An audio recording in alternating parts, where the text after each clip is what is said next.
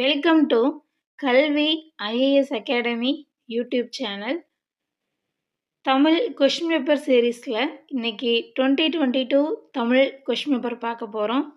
So recent டைமில் எப்படி கேள்விகள் கேட்குறாங்க அப்படிங்கிறத புரிஞ்சுக்கிறதுக்கு இது ரொம்ப நல்ல ஒரு சான்ஸாகவும் இருக்கும். ஸோ எப்படிலாம் கேட்டிருக்கிறாங்க அப்படிங்கிறதையும் பார்த்தீங்க அப்படின்னா 2025 உங்களுக்கான குரூப் 4 ப்ரிப்பரேஷனுக்கு இது ரொம்பவே யூஸ்ஃபுல்லாக இருக்கும். ஸோ பார்க்கலாம். ஃபர்ஸ்ட் கொஸ்டின் பாருங்க. விழலுக்கு இறைத்த நீர் போல இவ்வோமை விளக்கும் பொருள் யாது அப்படின்னு கேட்குறாங்க.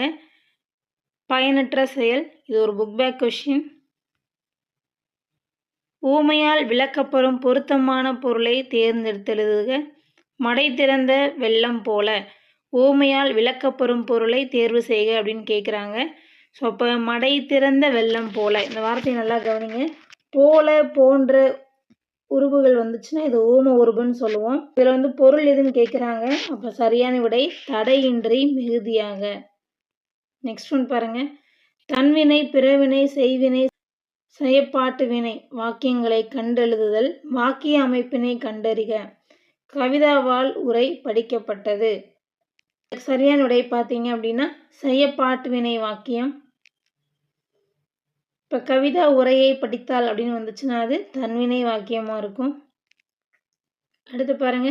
பாண்டியர்களின் கப்பார் படைத்தளம் எங்கே உள்ளது அப்படின்னு கேட்குறாங்க. கொர்க்கை. இதெல்லாம் ஸ்டாட்டிக்காக நீங்கள் மெமரி பண்ண வேண்டிய ஏரியா. தன் மணல் இலக்கண குறிப்பு தருக அப்படின்னு கேட்குறாங்க.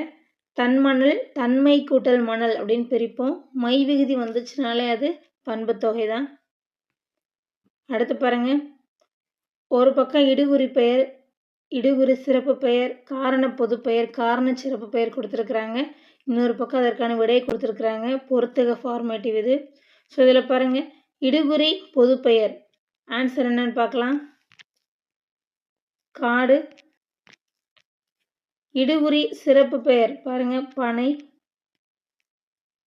காரண பொது பெயர் கேட்டிருக்கிறாங்க பறவை. காரண சிறப்பு பெயர் மரங்கொத்தி. ஸோ இதில் பாருங்கள். இடுகுறி காரணம் இந்த ரெண்டுக்குமே டிஃப்ரெண்ட் இருக்குது. காரணம்னா நம்ம பெரியோர்கள் இந்த பொருளுக்கு இதுதான் காரணம் அப்படின்னு சொல்லி காரணம் தெரிஞ்சு வச்ச பெயர் தான் காரண பெயர். அடுத்தது ஒரு குறிப்பால் வச்சு ஒரு பெயர் வச்சுருந்தாங்கன்னா அது இடுகுறி பெயர்னு நம்ம சொல்லலாம். இது ஒரு சிம்பிள் டேர்ம் நீங்கள் ஞாபகம் வச்சுக்கிறதுக்கு. அப்போ இந்த இடத்துல பாருங்கள். முதல்ல காரண பெயர் பார்ப்போம். காரண பொது பெயர் பறவை. இந்த இடத்துல அது என்ன பறவைன்னு சொல்லி பர்டிகுலராக சொல்லலை. பறக்கிறதுனால அது பறவை. ஓகே. அதே மாதிரி இந்த பறக்கக்கூடிய அனைத்து பறவைகளையுமே நம்ம பறவைன்னு தான் சொல்லுவோம். ஸ்பெசிஃபிக்காக சொல்ல மாட்டோம். பேசிக்காக முதல்ல பறவைன்னு தான் சொல்லுவோம். அடுத்த காரண சிறப்பு பெயர் பாருங்கள். இதுக்கு என்ன சிறப்பு பெயர்? அது மரத்தை கொத்துறதுனால மரங்கொத்தின்னு வந்துச்சு. எல்லாத்தையுமே மரங்கொத்தின்னு சொல்ல மாட்டோம். அந்த பர்டிகுலர் பறவையை மட்டும்தான் மரங்கொத்தி பறவைன்னு சொல்லுவோம். அதே மாதிரி பாருங்கள். இடுகுறி பொது பெயர், இடுகுறி சிறப்பு பெயர். காடுனா பொதுவாகவே அந்த மரங்கள் சேர்ந்து இருக்கக்கூடிய இடத்துக்கு காடுன்னு தான் பேர். சிறப்பு பெயர் என்னன்னு பார்த்தீங்கன்னா பனை. பனை மரத்தை தான் இங்கே மீன் பண்ணுறாங்க. அடுத்தது பார்க்கலாம். பண்பு பெயர் இடம்பெற்ற தொடரை கண்டறிக. சரியான விடை உயிர்களிடத்தில் அன்பு காட்டு. ஸோ அந்த குவாலிட்டியை மீன் பண்ணி வரதை நம்ம பண்பு பெயர்னு சொல்லுவோம். அன்புங்கிறது ஒரு குவாலிட்டி. அடுத்தது பாருங்க. சொற்களை சரியான வரிசைப்படுத்தி சொற்றொடராக்குக. இன்று கடல் அலையின் வேகம் மிக அதிகமாக உள்ளது. இதெல்லாம் நீங்கள் பார்த்தீங்கன்னாலே போட்டுற மாதிரி தான் இருக்கும். சென்றான் வேர்ச்சொல் தருகன்னு கேட்குறாங்க. சென்றான்னா செல் அப்படின்னு சொல்லி நம்ம சொல்லுவோம். இகழ்ந்தனர் இதற்கான வேர்ச்சொல் இகழ். மீ என்னும் ஓரெழுத்து ஒரு மொழிக்கான பொருள் கேட்குறாங்க. மீ அப்படின்னா மேலேன்னு அர்த்தம். 7th புக்கில் இந்த மாதிரி ஓரெழுத்து ஒரு மொழிகள் நிறையாவே இருக்குது. அதுக்கான நம்ம ஷார்ட்கட் வீடியோவும் போட்டிருப்போம். ஸோ மீ மேலேன்னு அர்த்தம். மீசை உதட்டுக்கு மேலே தான் இருக்கும் அப்படிங்கிற மாதிரி கூட நீங்கள் ஞாபகம் வச்சுக்கலாம். மீ மேலே. அடுத்து பாருங்கள். நான் அப்படிங்கிறதுக்கான ஓரெழுத்து மொழிக்குரிய பொருள் என்னன்னு கேட்குறாங்க. நான் அப்படின்னா நாக்கு, நாவுன்னு அர்த்தம். அடுத்தது பாருங்கள். ஒலி வேறுபாடை கண்டறிந்து சரியான பொருளை தேர்வு செய்யன்னு கொடுத்துருக்குறாங்க. ஸோ இதுக்கு சரியான பொருள் பார்த்தீங்கன்னா பாதி. பாதி அரைன்னு தான் நம்ம சொல்லுவோம். அரைதல் அப்படிங்கிறதே அரைன்னு நம்ம சொல்லுவோம். ஓகே. அடுத்தது பார்க்கலாம். அறுவடை திருநாளுக்கு பொருந்தாத சொல் எதுன்னு கேட்குறாங்க. சரியான விடை பார்த்தீங்கன்னா போகி. அடுத்து பாருங்கள். பொருந்தா வினை மரபை கண்டறிக. சரியான விடை பார்த்தீங்கன்னா முறுக்கு உண்டார். முறுக்கு தின்றார்னு வரணும், முறுக்கு உண்டாருங்கிறது இந்த இடத்துல தப்பு. அடுத்து பாருங்க, எதிர்ச்சொல் மேதை. மேதை அப்படிங்கிறத நம்ம பேதைன்னு சொல்லலாம் எதிர்ச்சொல்ல. அடுத்து பாருங்க, புனையினும் புல்லென்னும் நட்பு. இதில் புல் அப்படிங்கிறது என்ன அப்படின்னு கேட்குறாங்க. புல் அப்படின்னா மேலான. இந்த மாதிரி குறள் வந்து அதிகமாக கொஷினில் கேட்குறாங்க, பார்த்து வச்சுக்கோங்க. நெக்ஸ்ட் ஒன், புத்துயிரூட்டி. பிரித்தெழுதுக. புதுமை கூட்டல் உயிர் கூட்டல் ஊட்டி. இப்போல்லாம் பார்த்தீங்க அப்படின்னா ரீசெண்ட் டைம்ஸில் பிரித்தெழுதுக 3 செக்மெண்ட்டாக பிரிக்கிற மாதிரி தான் கேள்விகள் அதிகமாக வருது.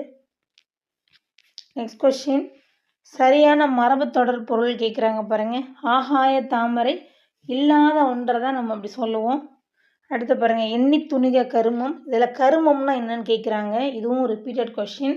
கருமம் என்பதற்கான பொருள் செயல் அப்படின்னு அர்த்தம். நெக்ஸ்ட் கொஸ்டின், சைவ சமய குறவர்கள் எத்தனை அப்படின்னு கேட்குறாங்க. 4. அதில் நீங்கள் கொஞ்சம் தெளிவாக இருக்கணும். 63ன்னு ஒரு வேளை கொடுத்துருந்தா குழம்பிடக்கூடாது. ஸோ சைவ சமய குறவர்கள் 4 தான். அப்பர், சுந்தரர், சம்பந்தர், மாணிக்க வாசகர். நெக்ஸ்ட் ஒன், சரியான கூற்றை தேர்வு செய்ய கொடுத்துருக்காங்க பாருங்கள்.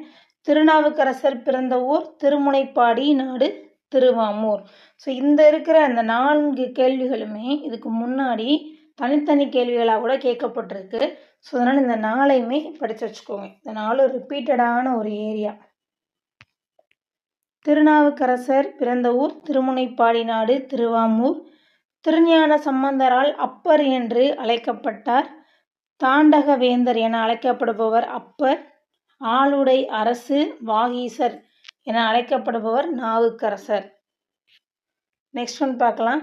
பாரத தாயின் அடிமை துயரத்தை விளக்கும் பாரதியாரின் நூல் எது அப்படின்னு கேட்குறாங்க. சரியான விடை பாஞ்சாலி சபதம். நெக்ஸ்ட் கொஸ்டின், அழகிய சொக்கநாதர் பிறந்த ஊர் எது? தச்சநல்லூர். இதுவும் பாருங்கள், இதெல்லாம் முக்கியமான ஏரியா. பழைய புக்கில் இந்த மாதிரி கேள்விகள் இருந்துச்சு. நெக்ஸ்ட் ஒன், வியாசர் பாரதத்தை தழுவி எழுதப்பட்ட நூல் எது அப்படின்னு கேட்குறாங்க. பாஞ்சாலி சபதம். காவடி சிந்தின் தந்தை அண்ணாமலையார். இதுவும் ரிப்பீட்டடாக கேட்குற கேள்விகள் தான்.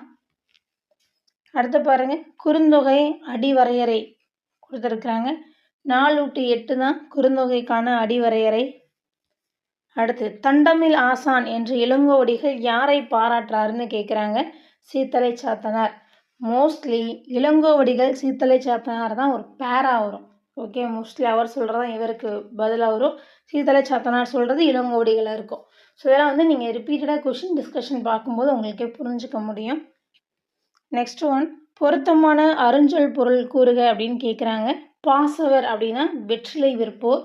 நம்ம இந்த லெசனில் எல்லாத்துக்குமே நம்ம ஷார்ட்கட் போட்டிருக்கோம், அதில் கொஞ்சம் தெளிவாக கவனிச்சுக்கோங்க. பாசவர் வெற்றிலை விற்போர். எப்படி ஞாபகம் வச்சுக்கலாம்? பச்சை கலரில் தான் வெற்றிலை இருக்கும், அப்படி தானே? ஸோ அதை வச்சு கூட நீங்கள் ஞாபகம் வச்சுக்கோங்க. அதேமாதிரி பார்த்தீங்கன்னா இந்த ஓசுனர்னு வருதுல்ல, ஓசுனர் அப்படின்னா தான் எண்ணெய் விற்பவர்னு அர்த்தம். ஓசுன்றத ஆயில் அப்படின்னு ஞாபகம் வச்சுக்கோ சொல்லியிருப்போம்.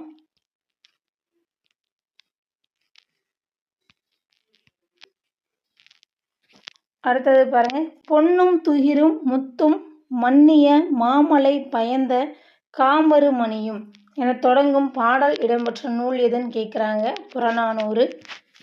கீழே கொடுக்கப்பட்டுள்ளவற்றுள் பொருத்தமில்லாததை எழுதுக அப்படின்னு கேட்குறாங்க.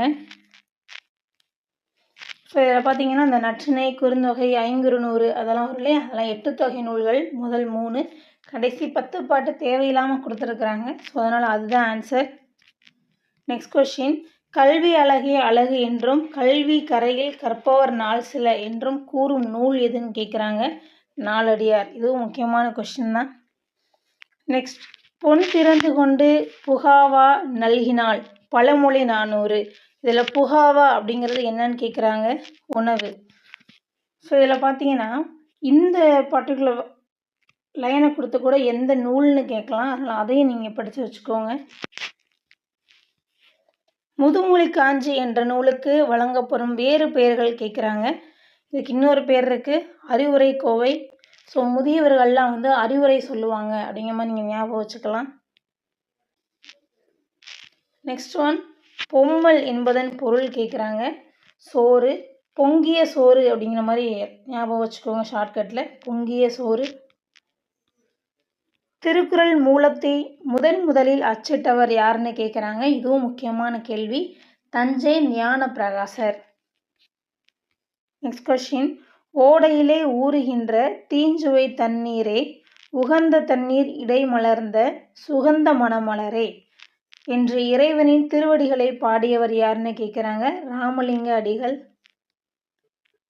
அடுத்து பாருங்க. காலை மாலை உலாவி நிதம் அப்படின்னு சொல்லி இந்த லைன் எழுதினவர் யாரு? கவிமணி. மீதுன் விரும்பேல் ஔவையார்.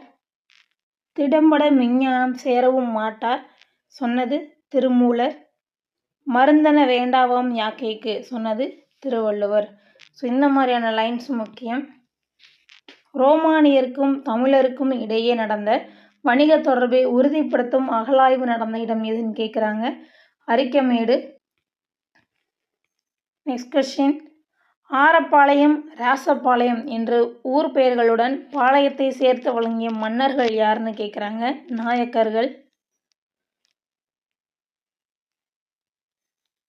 காமராசரை கல்விக்கண் திறந்தவர் என்று மனதார பாராட்டியவர் தந்தை பெரியார். வீரமாமுனிவர் தமிழ் எழுத்துக்களின் வரி வடிவத்தை திருத்தி எழுத்து சீர்திருத்தம் மேற்கொண்டார். இது ரொம்ப ரொம்ப முக்கியம். வீரமாமுனிவர் திருத்தினது வரி வடிவம் தான். நெக்ஸ்ட் கொஸ்டின் பாருங்க. துரைமாணிக்கம் என்பது இவரது இயற்பெயராகும். யாருன்னு பார்த்தீங்கன்னா பாவலரேறு பெருஞ்சித்திரனார். ஸோ பாவலரேறு பெருஞ்சித்திரனாரை பொறுத்த வரைக்கும் அவர் எழுதின நூல்களோ இல்லை அவருடைய இதழ்களில் இருந்து கூட கேள்விகள் கேட்கலாம். 10th புக்கில் ஃபஸ்ட் லெசன் இது. Next question. திராவிடர் என்ற சொல்லை இடைக்காலத்தில் முதலாக குறிப்பிட்டவர் குமரிலப்பட்டர். 9th புக் கொஸ்டின் இது. சமண மதத்தில் சில சிற்பங்கள் அளவுக்கு மீறிய உயரமும் பருமனும் உடையனவாக காண கிடைக்கின்றன. அடுத்தது பாருங்க. சிறுகதை ஆசிரியர்கள் இருக்கு. உண்மை சுடும் ஆசிரியர். அழைக்க முடியாத ஒப்பனைகள் யாருன்னு பார்த்தீங்கன்னா வண்ணதாசன். ஒப்பனைன்னு இருக்கா, ஒப்பனை வண்ணம் இந்த மாதிரி நீங்கள் ஞாபகம் வச்சுக்கலாம். பாலைப்புறா சமுத்திரம். இரவின் அறுவடை புவியரசு. நெக்ஸ்ட் கொஸ்டின் பாருங்க. தமிழ் பல்கலைக்கழகத்தின் தமிழன்னை விருது பெற்றவர் யாருன்னு கேட்குறாங்க. அப்துல் ரஹ்மான். வாணிதாசன் அவர்களுக்கு பிரெஞ்சு அரசு கொடுத்த விருது எது? செவ்வாலியர் விருது. திராவிட நாட்டின் வானம்பாடி என்று பாராட்டப்பட்டவர் யார் அப்படின்னு கேட்குறாங்க. முடியரசன். இது எல்லாமே புக் பேக்கில் இருக்கிற கேள்விகள் தான். தமிழகத்தின் முதல் அரசவை கவிஞராக விளங்கியவர் வே. ராமலிங்கனார். நெக்ஸ்ட் ஒன்று பாருங்க. தண்ணீர் வெந்நீர் ஆனாலும் நெருப்பை அணைக்கும். கார்த்திகை மாதம் டேஸ் கண்ட மாதிரின்னு கேட்குறாங்க. பிறை கண்ட மாதிரி. இந்த பழமொழிகளை மெமரி பண்ணி வச்சுக்கோங்க. இது அப்படியே தான் கொடுத்து கேட்பாங்க. Next one. கடிந்தொரார் செய்தார்க்கு அவை தாம் முடிந்தாலும் பீலை தரும். கடிந்தொரார் அப்படிங்கிறது இதில் இணைமோனை. இணைமோனைங்கிறது ஒரே லைனில் இருக்கணும். அடுத்தது பாருங்க. இன்னொன்று மோனை அப்படின்னாலே முதலெழுத்து ஒன்றி வருவதுதான் மோனை. ஓகே, அதை ஞாபகம் வச்சுக்கோங்க. எதுகைனா இரண்டாவது எழுத்து ஒன்றா வரணும். இயைபு அப்படின்னா இந்த கடைசி முடியும் போது ரைமிங்காக முடிகிற மாதிரி இருக்கும். அடுத்தது பாருங்க. எதுகை கேட்குறாங்க பாருங்க.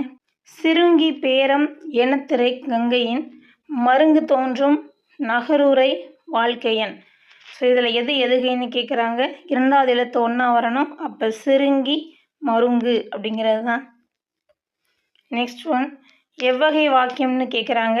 தென்னை மரத்திற்கு கிளைகள் இல்லை. எவ்வகை வாக்கியம்? செய்தி வாக்கியம். Next one. எளிதில் பொருள் விளங்கும்படி அமைந்த சொற்கள் இயற்சொற்கள் எனப்படும். விடைக்கேற்ற வினாவை கேட்குறாங்க. ஸோ விடைக்கேற்ற வினான்னு பார்த்தீங்கன்னா இயற்சொல் என்பது என்ன அப்படிங்கிறதா தான் இருக்கணும். ஸோ அந்த கொஷனில் இயற்சொல் என்பது யாது? Next one. ஒழுக்கம் என்றும் இடும்பை தரும். விடைக்கேற்ற வினா எதுன்னு கேட்குறாங்க. என்றும் இடும்பை தருவது எது அப்படிங்கிறதான் கொஷின். கலங்காது அப்படிங்கிற சொல்லின் இலக்கண குறிப்பு எதுன்னு கேட்குறாங்க. கலங்காது எதிர்மறை வினையச்சமாக இருக்கும். அடுத்து பாருங்க. பொருள் பெயர் பாருங்க. நாற்காலி புத்தகம். இடப்பெயர் வேலூர் நாமக்கல் ஊர் பேரில் வருதில்ல.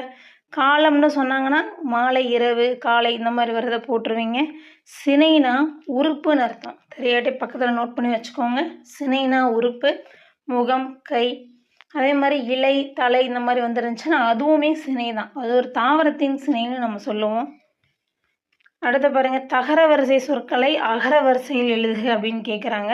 நீங்கள் என்ன பண்ணணும் அப்படின்னா, கொடுத்துருக்குற எல்லாத்தினுடைய முதல் எழுத்தை எடுத்துக்கோங்க. இப்போ தீ, தா, தூண் வருது பார்த்தீங்களா, அந்த முதல் எழுத்தை எடுத்துக்கோங்க. இதில் நம்ம சின்ன வயசில் ஒன்று படிச்சிருப்போம். தா அப்படின்னா இத்து கூட்டல் ஆ, தா, இந்த மாதிரி படிச்சிருப்போம் இல்லையா. அதே மாதிரி நீங்கள் எழுதி வச்சு போட்டிங்கன்னா ஈஸியாக இருக்கும். ஸோ சரியான விடை தங்கம், தாழ்பால், திண்ணை, தீ, தீது, துணை. நெக்ஸ்ட் கொஸ்டின் பாருங்கள். சரியான அகர வரிசையை தேர்ந்தெடுக்க. உழவு, ஏர், மண், மாடு. இதே மாதிரி கேள்விகள் பிவிக்யூ கொஸ்டின்லையுமே இருக்குது. ஒரு லாஸ்ட் 10 இயர்ஸில் இதே மாதிரி செட் ரிப்பீட் ஆகிட்டே இருக்குது. இது கொஞ்சம் பார்த்து வச்சுக்கோங்க. நட என்னும் வேர்ச்சொல்லின் வினைமுற்றை தேர்ந்தெடுக்க. நட அப்படின்னா நடந்தான்னு நம்ம சொல்லுவோம். ஸோ வினைமுற்று கொடுத்து வேர்ச்சொல் கேட்பாங்க, வேர்ச்சொல் கொடுத்து வினைமுற்று கேட்பாங்க. அடுத்தது பாருங்கள். சான்றோர் பாலர் ஆப, சாலார் சாலார் பாலர் ஆகுபவை. இவ்வடிகள் இடம்பெற்ற நூல் எதுன்னு கேட்குறாங்க. புறநானூறு. அடுத்தது பொருந்தா சொல்லை கண்டறிக. மலையூர், காட்டூர், மணிப்பூர். ஸோ சரியான விடை மணிப்பூர். அதர் ஸ்டேட்டுடைய நேம் இங்கே மென்ஷன் ஆகுது. நெக்ஸ்ட் ஒன் பாருங்கள். வேர்ல்வெண்ட் என்ற ஆங்கில சொல்லியிருக்கு தமிழ் சொல்லை எழுதுகன்னு கேட்குறாங்க. வேர்ல்வெண்ட் அப்படின்னா சுழல் காற்றுன்னு அர்த்தம். அடுத்து பாருங்கள். பின்வரும் தொடரில் உள்ள பிள்ளைகளை திருத்தி எழுதுக. மல்லிகை குளத்தில் பூக்கும் மலர் அல்லை அப்படின்னு கொடுத்துருக்குறாங்க. சரியான விடை மல்லிகை குளத்தில் பூக்கும் மலர் அன்று. Next question. மரபு பிழையற்ற சொல்லை கண்டறிக. எருது எக்காலமிடும் அப்படின்னு நம்ம சொல்லணும்.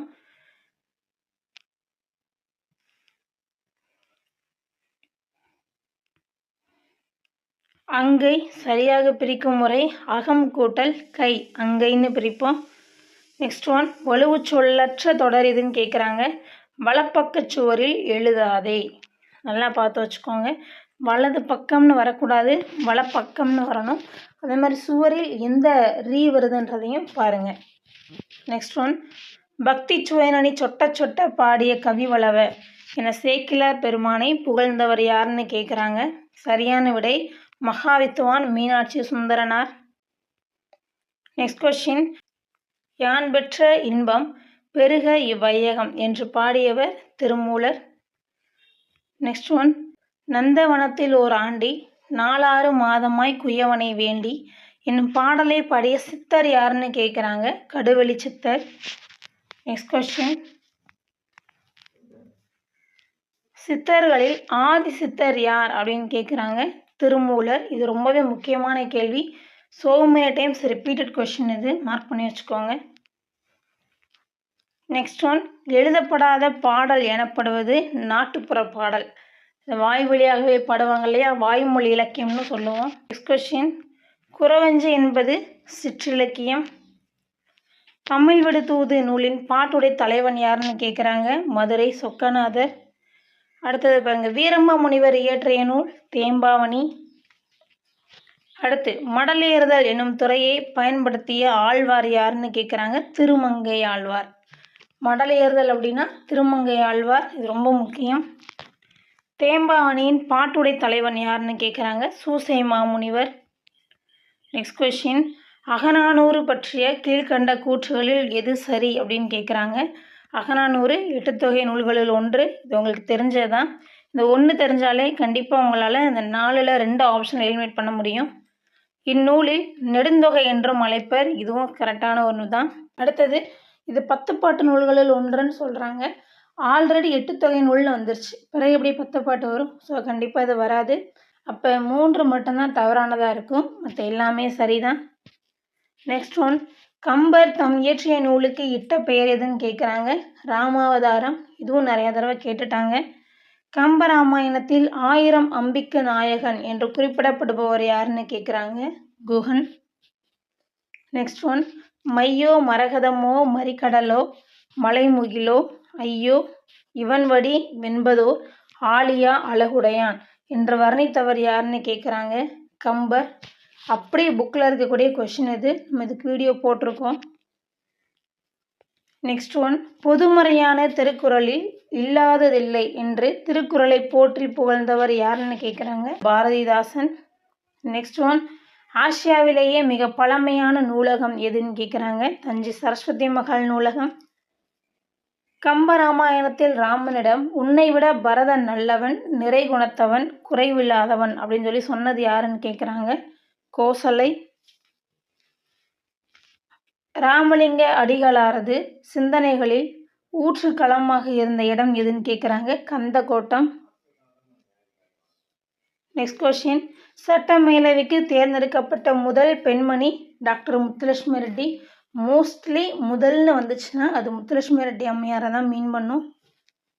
அடுத்தது பாருங்கள், சென்னை மாநகராட்சியின் முதல் துணை மேயர். பாருங்கள், முதல்னு வருதா, முத்துலட்சுமி அம்மையார். அடுத்து பாருங்கள், தினையளவு போதா சிறுபுல் நீர் என்னும் அறிவியல் அணுகுமுறை பாடலை இயற்றியவரை காண்கன்னு கேட்குறாங்க. சரியான விடை கபிலர்.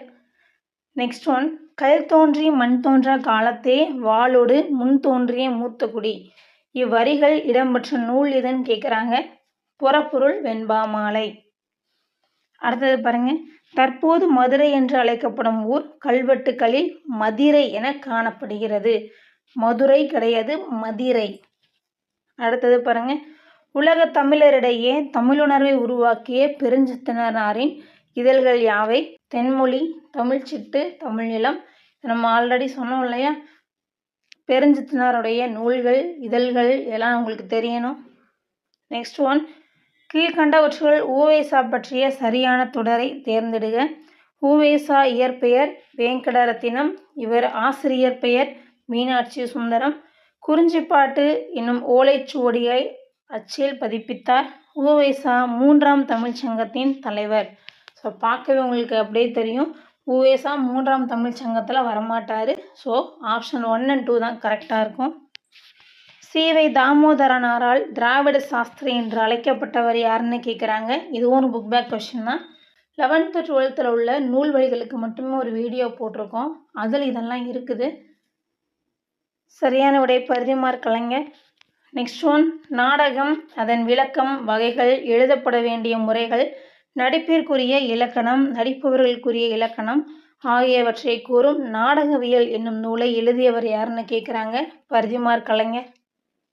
நெக்ஸ்ட் ஒன், சிறுகதை ஆசிரியர்களையும் அவர்கள் எழுதிய சிறுகதைகளையும் பொறுத்துக அப்படின்னு கேட்குறாங்க. கமலாலயன், உனக்கு படிக்க தெரியாது. அதே மாதிரி பீசா குப்புசாமி, ஓர் ஆரம்ப பள்ளி ஆசிரியனின் குறிப்புகள். சு. சமுத்திரம், காகித உறவு. வண்ணதாசன், கலைக்க முடியாத ஒப்பனை. அடுத்து பாருங்க, தேவதுந்துபி அப்படிங்கிற இசைக்கருவி எந்த ஆட்டத்திற்கு ஒலிக்கப்படும் கேட்குறாங்க. தேவராட்டம். ஸோ இந்த ரைமிங்கை நீங்கள் போட்டுருவீங்க. பாரதியாரின் கடிதங்கள் எனும் நூலை பதிப்பித்தவர் யாருன்னு கேட்குறாங்க. ரா. ஆ. பத்மநாபன். இதுவும் புக் பேக் கேள்வி தான். அடுத்தது பாருங்க, தலைமை உன்னை தேடி கொண்டு வந்தால் வரட்டும், நீ அதை தேடி கொண்டு போய் அலையாதே என்று அறிவுறுத்தும் கவிஞர் யாருன்னு கேட்குறாங்க. மூவா. ஸோ இதோட இந்த 100 கொஷினுமே முடியுது. இந்த 100 கொஷினில் உங்களுக்கு எது டிஃபிகல்ட்டான ஏரியாவாக இருக்கோ அது கொஞ்சம் நல்லா ஃபோக்கஸ் பண்ணுங்கள். ரிப்பீட்டடாக கேட்குற கேள்விகள் கேட்டுட்டு தான் இருக்க போகிறாங்க. ஸோ அதை வந்து நீங்கள் கொஷின் பேப்பர் பார்க்கும்போதே கொஞ்சம் கவனமாக தெரிஞ்சு வச்சுக்கோங்க. எங்கே நீங்கள் வீக்காக இருக்கீங்கன்னு கண்டுபிடிச்சி அதை நீங்கள் ஸ்ட்ராங் பண்ணிங்கனாலே போதும். இப்போ இருந்தே படிக்க ஆரம்பிச்சிங்கன்னா கண்டிப்பாக 2025 உங்களுக்கான வேக்கன்சி உங்களுக்கு காத்துட்டு தான் இருக்குது. தேங்க்யூ அண்ட் தேங்க்ஸ் ஃபார் வாட்சிங்.